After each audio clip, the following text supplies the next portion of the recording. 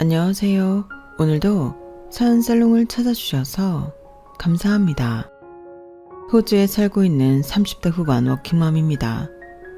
20대 때 좋은 기회로 가게 된 워킹 홀리데이로 처음 호주를 접했고 거기서 만난 사람과 사랑에 빠져 결혼까지 결심하게 되었어요. 남편을 만나기 전까지는 제 인생에 다른 나라에서 산다는 선택지는 없었기에 참 고민이 많았죠. 자신이 나고 자란 국가를 떠나서 산다는 게 말처럼 쉬운 일만은 아니잖아요. 새로운 언어, 새로운 문화에 적응하며 살아야 한다는 것도 정말 어려운 문제지만 한국에서 사귀어온 많은 사람들, 친구들, 무엇보다도 가족들과 떨어져 살아야 한다는 게 가장 큰 걱정이었죠. 그 중에서도 제일 마음에 걸렸던 건 저희 엄마였어요. 아빠께서 제가 고등학생 때 돌아가셨고 형제들이 다들 결혼하고 독립하면서 사남매 중 막내인 제가 엄마와 쭉 오래 살았거든요. 저마저 결혼해서 호주로 가버리면 엄마가 너무 외로워하실 것 같았어요.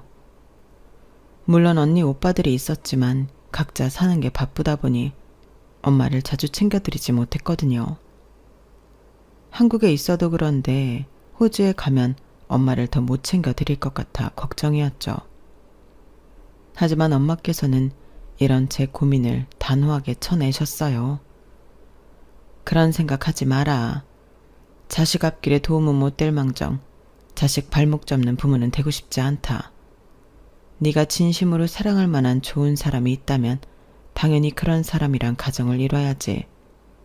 어차피 엄마는 아버지 돌아가신 순간부터 네가 호주에 있든 한국에 살든 언젠가는 혼자 살아야 했어. 한국에 자식도 셋이나 더 있는데 걱정할 거 하나도 없다. 엄마께서 그렇게 단호하게 말씀해 주신 덕분에 무거웠던 마음을 한결 가볍게 결혼 준비할 수 있었어요.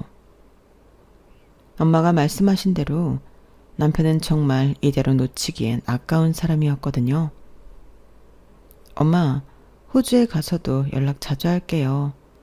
이제는 옛날처럼 외국 간다고 영영 헤어지는 건 아니니까 영상통화도 있고 목소리도 자주 듣고 소식 전할게요. 내 걱정은 그만하래도 나는 네가 좋은 사람을 만난 것만 해도 충분하다. 이렇게 인연을 만나는 것도 쉽지 않은데 항상 서로 소중히 하고 의지하면서 잘 살면 엄만 그것만으로도 행복해. 장모님, 걱정 마세요. 제가 정말 잘할게요. 그렇게 사랑하는 사람을 따라 무작정 떠난 호주는 생각처럼 만만치 않았어요. 함께 살 집을 구하고 파트타임으로 일도 구하고 이민 절차를 천천히 밟으면서 워킹 홀리데이로 머무를 때와는 전혀 달라진 환경에 적응하느라 정신이 없었어요. 그러다 보니 한국을 떠나기 전에 엄마께 약속드린 것처럼 엄마를 챙겨드리기는 현실적으로 힘들더라고요. 하지만 그때는 발등에 떨어진 불 끄기에도 바쁜 하루하루라 엄마도 이해해 주시겠지 정도로만 생각하고 넘어갔던 것 같아요. 이민 초반에는 외로움과 그리움에 자주 하던 통화도 여기서 사람들을 사귀고 교류하기 시작하니 시차 때문에 점점 소홀하게 되었죠. 그러다 하루는 엄마한테 전화가 왔어요. 한국으로 치면 밤 늦었을 시간이라 깜짝 놀랐죠. 전화가 걸려온 시간도 그렇고 그동안 주로 제가 먼저 전화를 했지 엄마가 먼저 전화를 준 건 처음이었거든요. 엄마, 잘 지내시죠? 먼저 연락을 드렸어야 됐는데 나야 그럭저럭 지내지. 너야말로 잘 지내고 있냐? 네, 일도 적응했고 이제 영어 쓰는 것도 불편하지 않아요. 사람들도 많이 사귀어서 전처럼 외롭지도 않고요. 엄마는요? 엄마가 어떻게 지내는지 궁금한데 늙은이가 어떻게 살긴 그냥 좀 심심해도 견디면서 사는 거지. 근데 이 밤중에 웬일이에요? 원래 일찍 주무시잖아.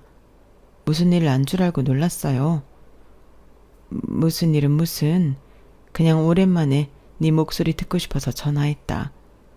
한국에도 자식이 셋이나 있지만 그 셋 다 합쳐도 나랑 제일 오래 산 우리 막내딸만 못해. 왜요? 언니랑 오빠들이 엄마 안 챙겨요? 내가 전화해서 잔소리 좀 할까?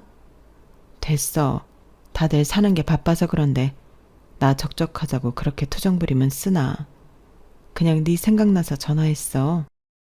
한국에 한번 가야 하는데 가족들 어떻게 지내는지도 보고 여름에 휴가 받으면 남편한테 말해서 같이 갈게요. 그래? 그럼 나야 너무 좋지. 아휴, 여름까지 또 어떻게 기다리니? 조금만 기다려봐요. 시간 금방 가. 나도 여기서 돈 좀 벌었으니까 들어가서 맛있는 거 많이 사드릴게. 비행기 잡으면 또 연락할게요. 건강하게 지내고 계세요. 진짜 별일은 없는 거지? 별일 없다니까. 내가 괜히 전화해서는 걱정되게 했나 보네. 아니야. 내가 한번 전화할 때가 됐는데 못해서 그런 거지. 그래도 엄마한테 먼저 전화 오니까 좋긴 하네. 그래, 기다릴 테니까 꼭 휴가 받으면 연락 줘. 그때만 해도 단순히 제가 보고 싶으셨나 보다 하고 넘어갔어요. 평소에 안 하시던 행동이라 뭔가 이상하다 싶긴 했어도 부모가 자식 보고 싶어 전화했다는데 이상하게 생각할 건덕지 같은 건 없었죠. 그러고는 그 일을 잊고 지냈어요. 남편과 여름 휴가 일정을 조율하고 날짜가 딱 맞아떨어져 일주일 정도 긴 휴가를 보낼 수 있게 됐어요. 그동안 열심히 벌어 모아놓은 돈도 있어 한국 가는데 큰 부담이 없었죠. 휴가가 확정되자마자 기쁜 마음에 엄마께 전화를 드렸어요. 웬일이니? 웬일이긴 엄마. 나 7월 말에 휴가 일주일 정도 받았어. 한국에 다녀올 수 있을 것 같아. 한국? 너 지금 한국 아니니? 어? 엄마, 나 민선이야, 민선이. 막내. 언니랑 헷갈렸어? 그래, 민선이. 너 지금 어딘데? 어? 나 호주지. 엄마 왜 그래, 무섭게. 아, 막내. 그치, 호주지. 아유, 엄마가 윤선이랑 헷갈렸다. 미안. 둘이 목소리가 비슷하네. 근데 바쁘지 않아? 휴가라니까. 이번 여름에 휴가 받으면 엄마 보러 가기로 했잖아요. 순간 전화기 너머로 짧은 정적이 흘렀어요. 한마디 말도 주고받지 않았지만 마치 그런 적이 있었나 하는 느낌의 침묵이어서 순간 등골이 오싹하더라고요.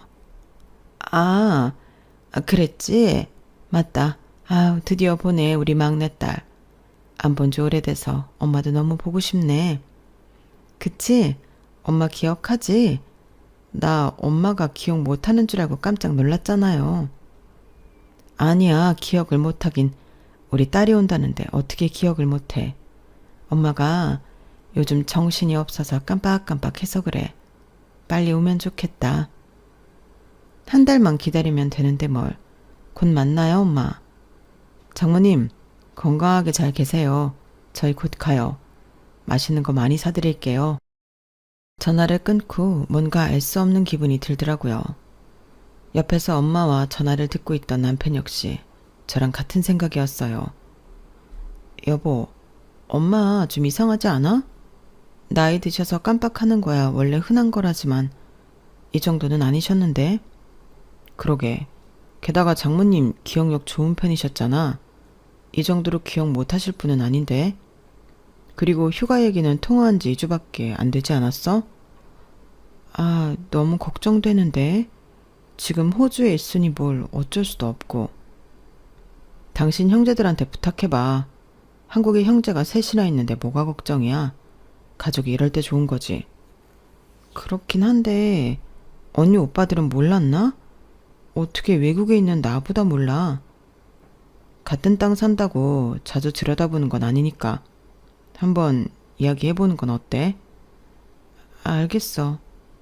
남편은 좋게 말해줬지만 솔직히 제 머리로는 이해가 되지 않았어요. 아무리 같은 나라 산다고 해도 사는 동네가 다르고 지역이 다르니 그렇게 자주 못 본다는 건 알아도 어떻게 고작 가끔 주고받는 전화가 전부인 저보다 엄마의 변화를 눈치채지 못할 수 있는지요. 그래, 형제들이 모를 수도 있다 치자. 생각하다가도 그건 아닌 것 같다는 생각에 혹시 외국에 있는 내가 괜히 걱정할까봐 일부러 이야기 안 했나? 라는 생각으로 합리화하며 첫째 오빠한테 전화를 걸었어요. 오빠, 엄마 자주 찾아뵙고 있어? 응? 명절이나 어버이날에는 찾아뵙지. 그럴 때만 봐? 야, 그럼 내가 어떻게 틈틈이 가니? 나도 서울에 있고 애들도 있는데. 왜? 너 나한테 설마 왜 효도 안 하냐고 잔소리하려고 전화한 거야? 아니, 그런 게 아니라 어제 엄마랑 통화했는데 엄마가 좀 이상한 것 같아. 연세가 들긴 했어도 또래분들에 비해 엄청 기억력도 좋고 총명하셨잖아. 그런데 2주 전에 나랑 나눈 통화를 기억을 못해. 그래? 근데 뭐 그럴 수도 있는 거 아니야? 그래도 어떻게 딸이 한국에 들어온다는 걸 기억을 못하셔. 자주 뵙는 것도 아니고 외국에 있는 딸이 온다는데 그리고 그때 엄청 좋아하셨단 말이야. 야, 너 너무 자의식 과잉 아니냐? 네가 그래봤자 자식 4명 중에 하나인데 당연히 기억 안 날 수도 있지. 엄마 원래 그래. 내가 간다 해도 셋째랑 착각하고 그러던데. 네가 외국에 오래 있어서 몰랐을 뿐이지 원래 종종 그러셨어. 그냥 나이 들어서 깜빡깜빡 하시는 것뿐이야. 네가 떨어져 있으니까 예민하게 반응하는 거지. 순간 엄마께서 저랑 둘째 언니를 헷갈려 했던 게 머릿속을 스치더라고요. 큰오빠랑 전화를 끊었어도 정말 괜찮은 걸까 하는 생각은 멈추지 않아서 둘째 언니랑도 통화를 했어요. 그나마 같은 딸이니 제 마음을 이해해 줄까 싶었거든요. 하지만 언니도 말이 안 통하기는 마찬가지였어요. 별것도 아닌 걸로 호들갑이야. 엄마도 여기 생활이 있는데 잠깐 까먹을 수도 있지 뭐. 너만 자식이니? 자식이 한둘 있는 것도 아니고 솔직히 외국 나간 자식 뭐 그렇게 관심 있겠어? 일부러 상처를 주려고 하는 듯한 말에 정말 크게 실망했어요. 아무도 엄마의 상태에 대해 귀 기울여주지 않으니 그냥 직접 나서는 수밖에 없었죠. 그렇게 매일 한국에 가는 날만 기다렸어요. 엄마와 둘이 살던 집에 도착했을 땐 왠지 눈물이 날 것 같더라고요. 저랑 살 때랑은 다르게 집안의 물건도 텅텅 비어있고 집에 먹을 것도 별로 없었어요. 아, 엄마, 밥은 잘 챙겨 드시는 거예요? 집이 왜 이렇게 휑해? 엄마 잘 먹고 있어. 걱정 말어. 이서방도 힘들었을 텐데 여기 와서 함께 과일이라도 깎아 먹게. 엄마께서는 우리가 온다고 수박을 사놓으셨다면서 냉장고로 가셨어요. 아우, 장모님, 제가 들어드릴게요. 무겁지 않으세요? 남편이 부랴부랴 일어나 수박을 들어드리려는데 엄마께서 갑자기 놀란 표정을 지으시더라고요. 자넨 누군가? 나 지있기는 한데. 네? 장모님, 저예요. 저 못 알아보시겠어요? 아까까지 이서방이라고. 순간 거실은 정막에 휩싸였어요. 늘 마음속 한구석에 박혀있던 불안감이 현실이 되는 순간이었죠. 엄마, 우리 엄마 어쩌다 이렇게 기억력이 안 좋아졌어. 엄마 기억 누구보다 잘하는 사람이었잖아. 저도 모르게 울음이 터졌고 엄마를 붙잡고 한참을 울었어요. 정신을 차린 후엔 남편과 함께 엄마를 모시고 병원에 갔어요. 검사 결과가 나오기 전까진 형제들에게 따로 말하지 않았어요. 휴가 뒤로 무급 휴가까지 더 써서 결과를 기다렸는데 기다린 결과는 역시나였어요. 중증 치매라고 하더군요. 보통은 이 정도 되기 전에 병원 와서 진단받으시는데 늦게 아셨나 봐요. 네, 제가 외국에 살아서요. 이상하다는 듯 바라보는 의사의 눈빛이 참 견디기가 힘들더라고요. 그날 당장 형제들을 불러다 이야기했고 형제들은 생각보다는 덤덤했어요. 뭐 그러실 연세가 되긴 했지. 나도 요새 이상하다곤 생각했는데 진짜일 줄이야. 아, 그렇게 정정하시던 분이 어떻게 치매까지 걸리셨대? 우리 엄마 젊은 시절엔 아주 호랑이 같았는데 이제 이빨 빠진 호랑이가 다 되셨네. 지금 그런 게 문제가 아니라 얼른 병원 알아봐야지. 집에 방문할 요양사도 필요하고. 엄마를 이대로 혼자 둘 순 없잖아. 그래, 우리가 천천히 알아볼 테니까 너는 신경 쓰지 말고 엄마 잘 모시다가 돌아가. 우린 자식 아니니? 유난 떤다는 듯한 반응이 좀 충격적이더라고요. 그런 뜨뜻미지근한 반응을 보면서 도저히 언니 오빠들을 믿고 엄마를 내버려 두기가 힘들었어요. 치매 전문으로 후기가 좋은 병원을 알아봤고 요양사도 다정해 보이는 분으로 면접을 마쳤죠. 한국을 떠나기 전 그래도 장남이랍시고 엄마의 예쁨을 잔뜩 받았던 큰오빠에게 재차 부탁했어요. 오빠, 내가 병원 주소지랑 후기랑 다 보내놨어. 오빠가 언니랑 작은 오빠 잘 타일러서 엄마 좀 돌봐줘. 솔직히 마음 같아서는 셋 중 누구 집에 들어가서 사셨으면 싶었지만 아무도 우리 집에 모시겠다고 나서는 사람이 없는 마당에 외국에 사는 제가 왈가왈부하기가 어려워 그렇게라도 부탁했어요. 너도 참 걱정 말라니까. 구구절절 애같아 부탁한 저와는 다르게 큰오빠의 대답은 간단하기만 했죠. 호주로 돌아가는데 정말 발걸음이 그렇게 무거울 수가 없더라고요. 돌아와서는 매일 엄마에게 전화를 했어요. 오늘은 어떻게 보내셨는지, 뭘 드셨는지, 요양사분은 잘해주시는지, 병원은 꾸준히 다니고 계신지 등등 유선으로나마 꾸준히 체크했죠. 엄마는 다행히 걱정했던 것보다는 병원에 잘 다니고 계셨고 상태도 호전되어 전보다는 기억을 잘 하시는 것 같았어요. 그때 큰맘 먹고 휴가를 받아 한국에 가지 않았더라면 어떻게 됐을지 참 아찔하더군요. 그렇게 엄마 상태가 나아지고 있어 안심하고 있을 때쯤 제 인생에 큰 변화가 생겼어요. 남편과 제 사이에 아이가 생겼거든요. 엄마, 저 임신했어요. 엄마 막내 손주 생기겠네. 건강하게 낳아서 아기도 꼭 보여주러 갈게. 그러니까 건강하게 잘 계세요. 아휴, 우리 막내가 언제 커서 아이까지 생겼어. 얼른 보고 싶네. 꼭 데리고 와. 임신했을 때까지만 해도 엄마랑 연락을 자주 했지만 막상 아이를 낳고 나니 엄마와 연락을 하기가 점점 힘들어지더라고요. 타지에서 혼자 육아를 하다 보니 하루하루가 전쟁이었고 아이가 잠들면 저도 기절하듯 따라 잠들다 보니 안부를 물을 시간적 여유도 마음의 여유도 없었어요. 가끔 시간을 내서 연락을 해도 늘 지쳐있는 상태라 예전처럼 미주알 고주알 오랫동안 이야기를 나누기도 힘들어요. 아이가 어른이 자주 아프기도 하고 병원 다녀오고 아이 간호하다 보면 하루 이틀은 훌쩍 지나가 있더라고요. 엄마, 옛날처럼 자주 연락 못해서 미안해요. 아이 키우는 게 보통 일이 아니네. 나는 하나만 낳고 키워도 이렇게 힘든데 엄마는 우리 넷이나 어떻게 낳고 키웠어. 내가 요즘 자주 연락은 못해도 아이 볼 때마다 엄마 생각이 엄청 나요. 나 키워줘서 고마워, 엄마. 엄마가 나한테 해준 만큼 잘해주지 못해서 미안해요.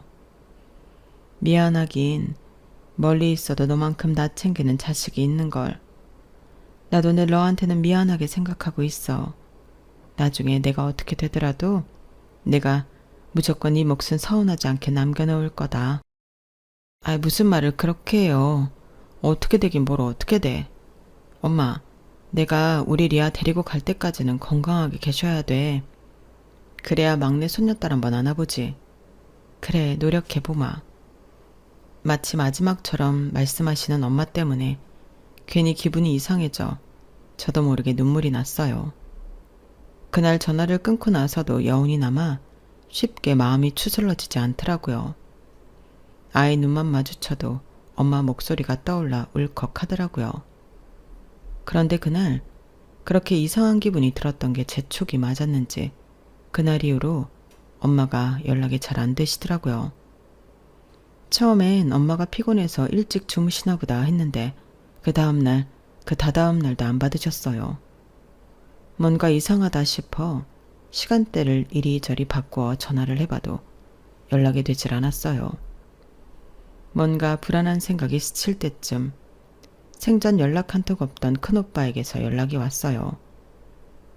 이번 명절에 가족들 모였는데 엄마 상태가 많이 안 좋아져서 요양병원에 아예 입원을 시켜드리려고 해. 뭐라고? 요양병원? 그 정도로 상태가 안 좋아? 예전보다 말투도 어눌해지시고 며느리도 못 알아보시더라고. 그래도 입원하면 엄마가 많이 답답해 하실 텐데 얼마 전까지만 해도 나랑 전화는 멀쩡하게 하셨단 말이야. 어차피 혼자 계시느니 병원 가서 같이 환자들이랑 대화도 하고 돌봄 받으면서 지내시는 게 낫지. 정말 다른 방법은 없는 거야? 돌아가면서 모실 생각은 없어? 야, 너 진짜 웃긴다. 너는 외국 나가 살면서 이런 일에는 쏙 빠지면서 그런 말은 쉽게 잘도 안 해? 그렇게 모시고 살고 싶으면 네가 한국 들어와서 모시고 살아. 그게 말처럼 쉬운 줄 알아?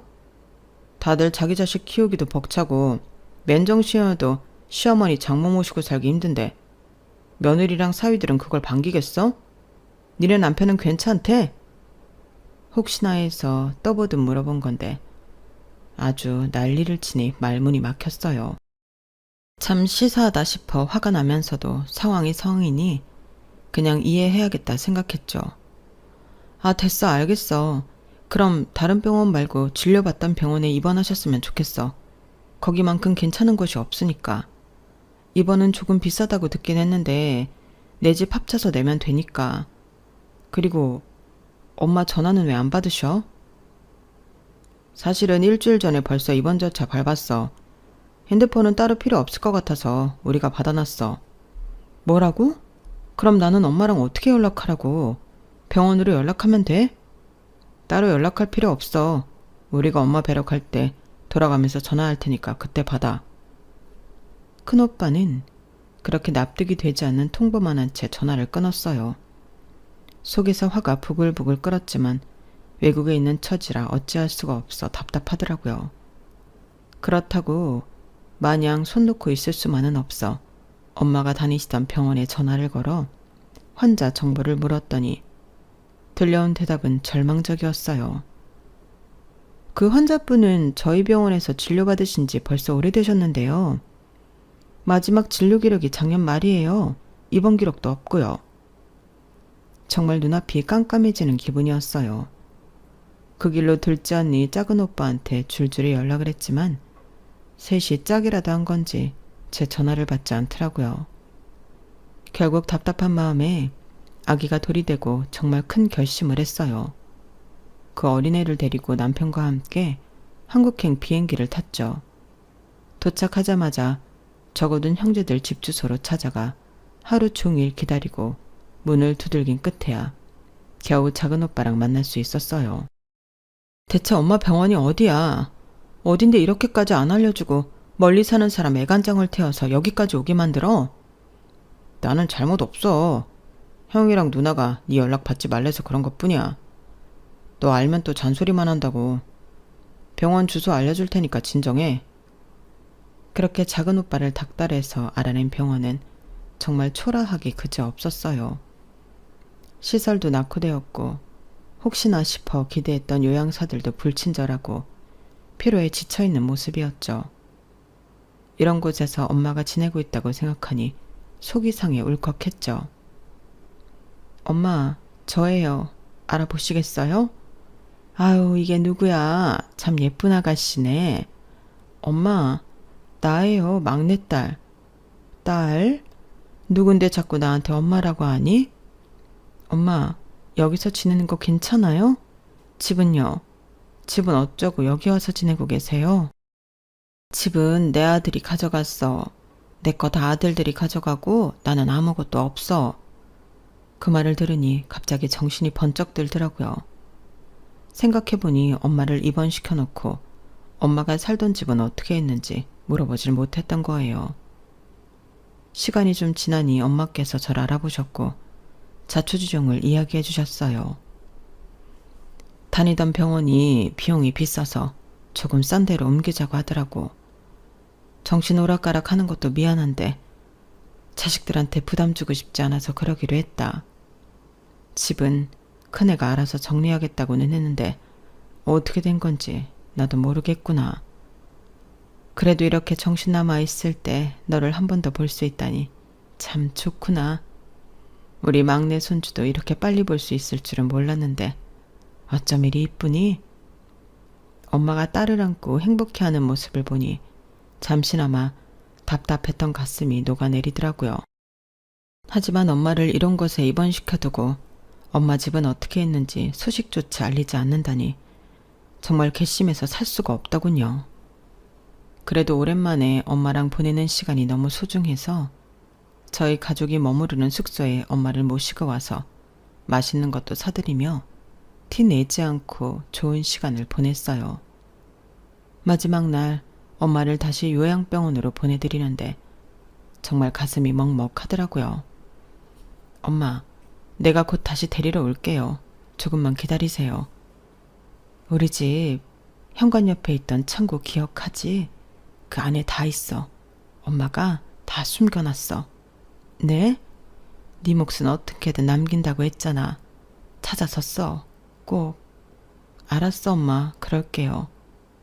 엄마가 무슨 말씀을 하시는지 알아들을 수는 없었지만 예전 집에 가봐야겠다는 생각은 했어요.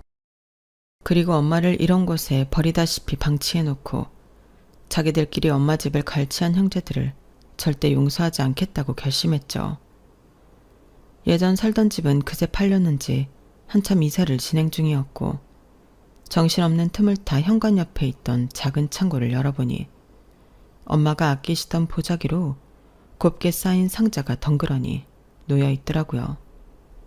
이거다 싶은 직감이 와서 누가 볼세라 헐레벌떡 그걸 들고 돌아왔어요. 상자를 열어보니 엄마의 통장과 메모장, 액세서리함, 핸드폰이 들어있었어요. 큰오빠가 가져갔다던 핸드폰이 거기서 나오니 정말 깜짝 놀랐죠. 마지막까지 안 뺏기려고 숨겨두신 게 느껴졌어요. 핸드폰을 숨겨둔 이유가 있을 것 같아 이것저것 뒤져보니 통화 녹음 기록과 대화 녹음 파일 등이 나왔어요. 꽤 긴 내용이고 분량도 많아서 전부 듣는데 꽤 오랜 시간이 걸렸죠. 고맙게도 남편이 제 곁을 지키며 함께 내용을 들어줬죠. 상황을 파악하는 데는 그리 오래 걸리지 않았어요. 이게 말이 돼? 그러니까 큰형님이 어머님 치매 상태인 걸 이용해서 집을 팔고 자기 명의로 빼돌렸다는 거야? 최영은 동조한 대가로 형님한테 돈을 받고 남편 빚 갚는 데 쓰고 어머님을 지금 그 병원에 넣어버리고 작은 형님은 어머님 돌보는 척하면서 가족 보호자 간병수당을 빼먹었다고? 내가 봐도 그런 것 같아. 어떻게 이럴 수가 있지? 정말 내 형제들이지만 인간 맞아? 드라마에나 있을 법한 내용들이 녹음들을 통해 밝혀졌어요. 엄마가 넣어둔 통장들과 비교를 해보니 정말 엄마 계좌로 들어온 간병수당은 없더군요. 게다가 셋째 오빠는 담당 공무원과 아는 사이라 엄마가 요양병원에 들어간 후에도 돈을 받고 있던 모양이었어요. 엄마가 정신이 오락가락한다고 생각한 작은 오빠가 방심하고 담당 공무원과 전화를 하는 내용이 엄마의 핸드폰에 고스란히 담겨 있었고 큰오빠와 언니가 작당 모의를 하는 내용도 엄마의 핸드폰에 또렷하게 녹음되어 있었어요. 엄마 이제 제대로 치료받으셔야지. 이러다가 엄마 우리 다 못 알아봐요. 막내야 외국에 있으니 못 알아본다 쳐도 우리 셋은 알아봐야 할 거 아니야. 좋은 병원 알아봤으니까 이 집은 팔고 요양병원 가자. 어? 아직 요양병원 갈 정도는 아니다. 상태도 좋아지고 있었는데 왜 요양병원? 그리고 이 집을 판다고? 누구 마음대로? 내가 죽기 전엔 우리 막내 돌아올 집은 있어야지. 엄마, 아무리 그러셔도 소용없어요. 우리 셋이 다 동의하는데 엄마가 무슨 수로 요양병원에 안 가요? 사람들이 정신 오락가락하는 엄마 말 들어줄 것 같아요? 그만 고집부리고 치료 받으시라니까. 엄마 핸드폰에 녹음된 마지막 음성을 들으면서 얼마나 울었는지 몰라요. 엄마가 얼마나 의지할 곳이 없었는지 고스란히 느껴지더라고요. 우선 복지수당을 횡령한 작은 오빠부터 복수하기로 시작했어요.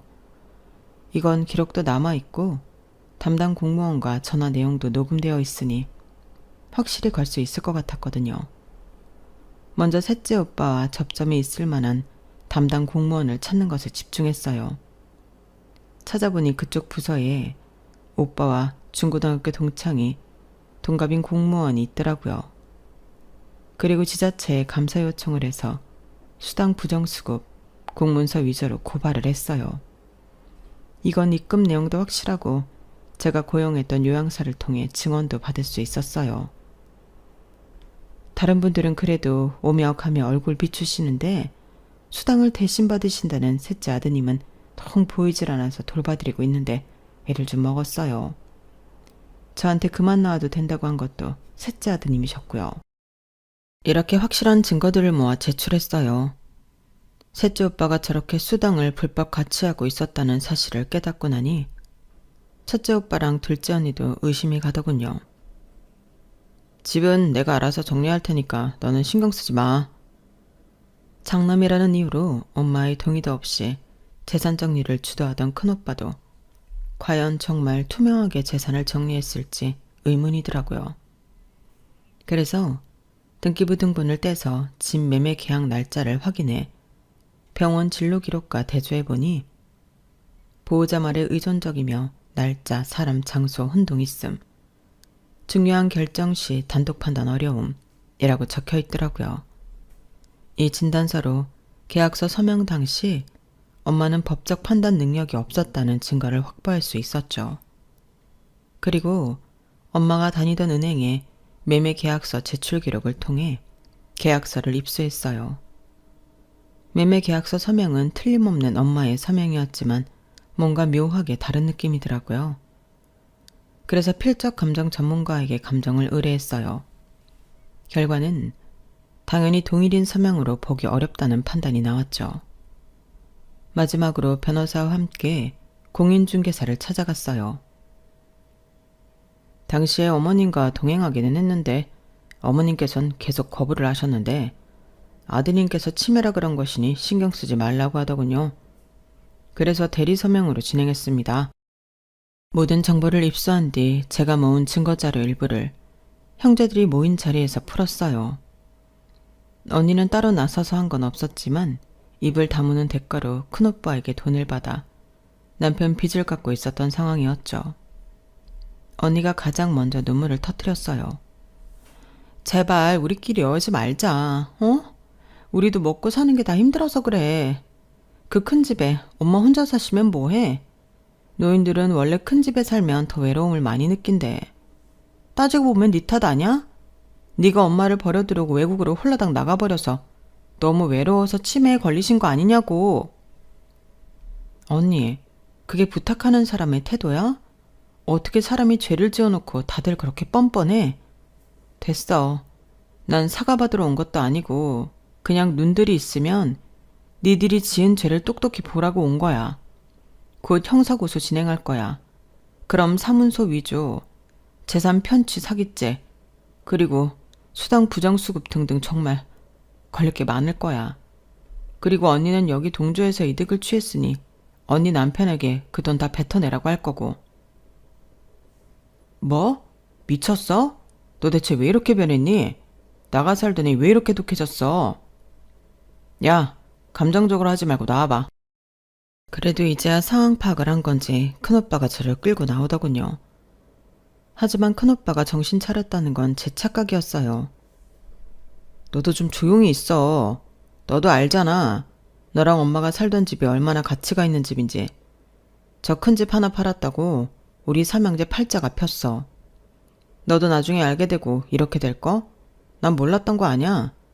그래서 네 목도 남겨놨으니까 이제 그만해. 오빠, 지금 장난해? 내가 지금 내 목 안 남겨놨다고 이러는 것 같아? 그럼 뭔데? 그 먼 호주로부터 날아와서 행패 부리고 있는 게 너만 재산 못 받아서 그런 거 아니면 뭐냐고.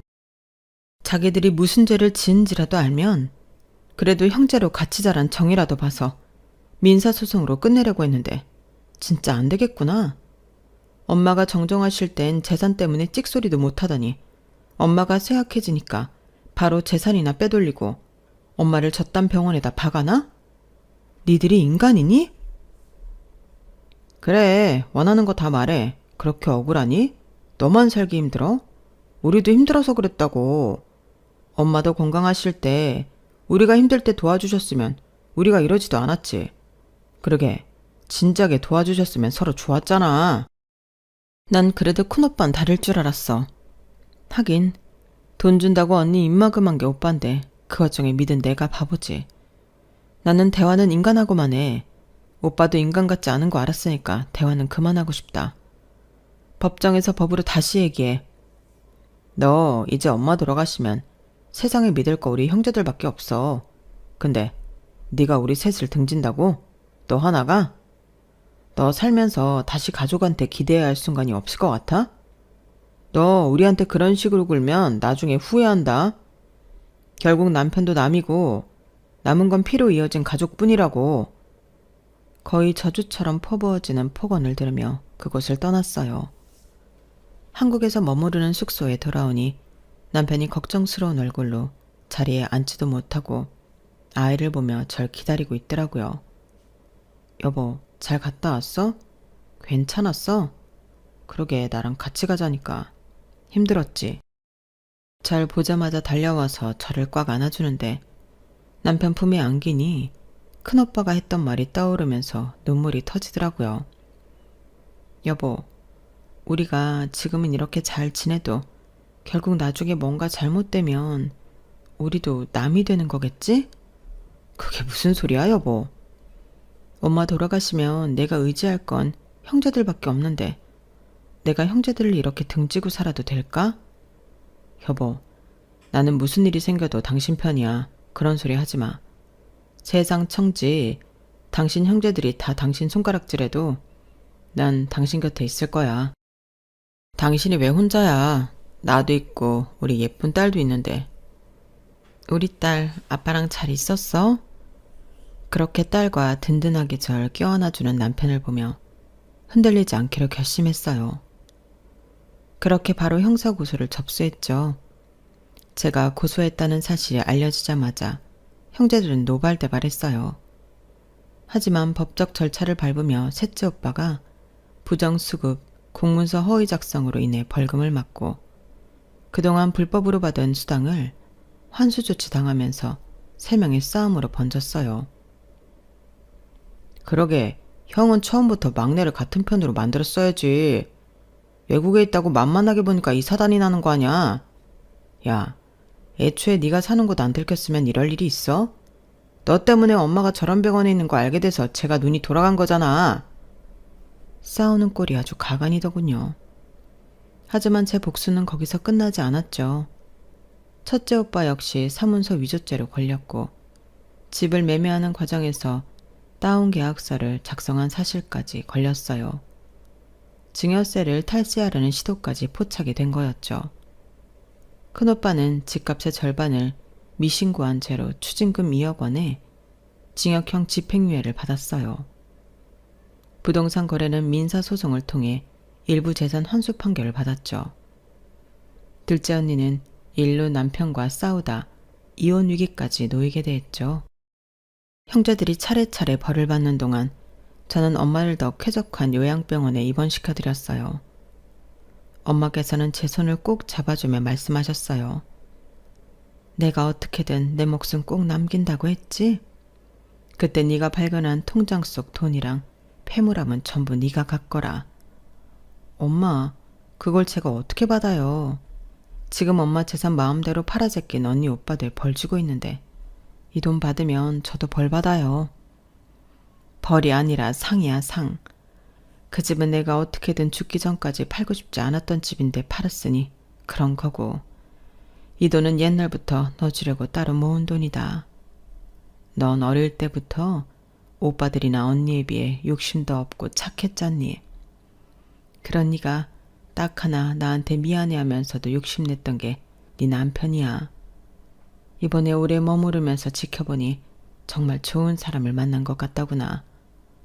먼 타지에 살고 있으니 네가 사는 모습 들여다보지도 못해 늘 걱정이었는데 엄마는 이제 안심해도 되겠어.